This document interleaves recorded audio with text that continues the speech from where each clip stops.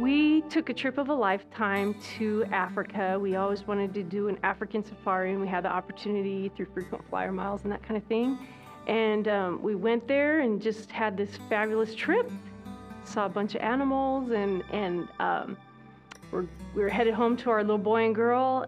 And on the way home to the Nairobi airport, we just passed this area where there were thousands of these homeless children. And I turned to our guide and I said, "What's going on with all the kids?"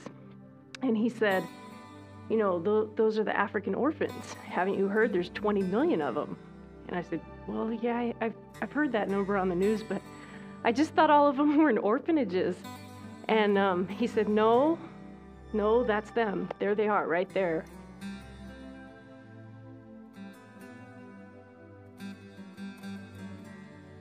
And I just couldn't believe it, because there was 3-year-olds and just little kids. My husband and I looked at each other, just, you know, we can't live in a world like that.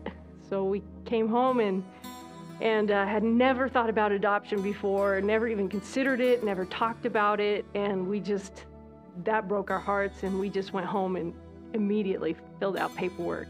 We filled out all the paperwork and went through the whole process, and finally got a referral for a little boy. But meanwhile, my daughter and I kept having dreams about a little girl. And I told my husband, I said, I think God, wants us to get a little girl too, because I keep seeing her face in my dreams. And he said, "No, 4 kids, that's too crazy. That's, too expensive. No, there's not gonna be 4 kids. And weeks go by, and I finally get pictures from the orphanage for a little boy, and these were fresh pictures. The agency director had just come back. And I'm looking through there, and all of a sudden this little girl holding up a sign with her name on it. And I just screamed. I couldn't believe it. Nothing like that's ever happened to us before. And of course my husband said, "I'm not feeling it. God may be talking to you, but he doesn't say anything to me."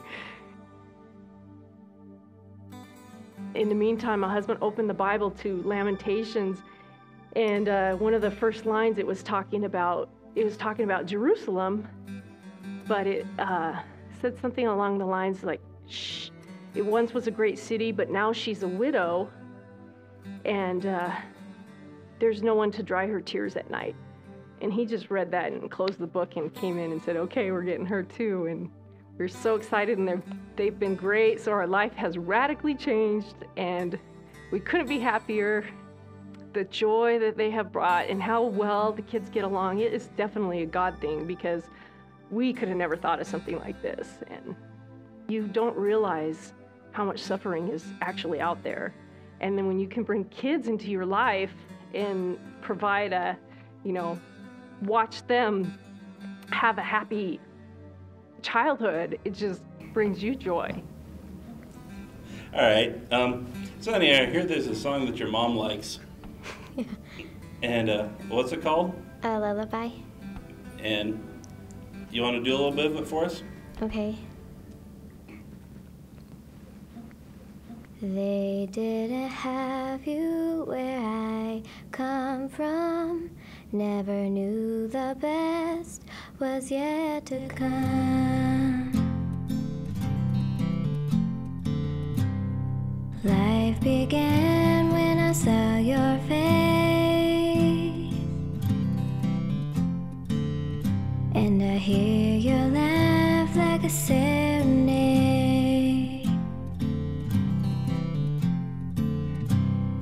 How long do you wanna be loved? Is forever enough? Is forever enough?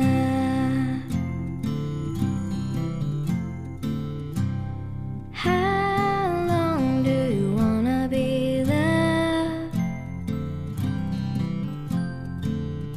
Is forever enough? 'Cause I'm never, never giving you up.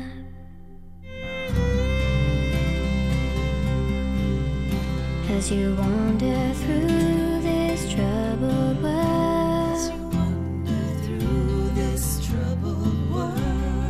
search of all things beautiful.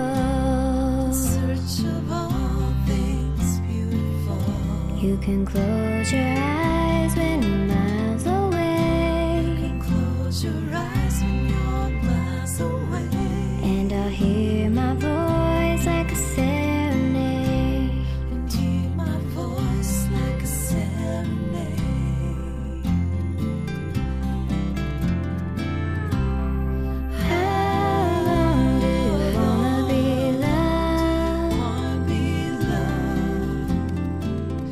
Is forever enough? Is forever enough? How long do you wanna be loved? Is forever enough? 'Cause I'm never ever giving you up.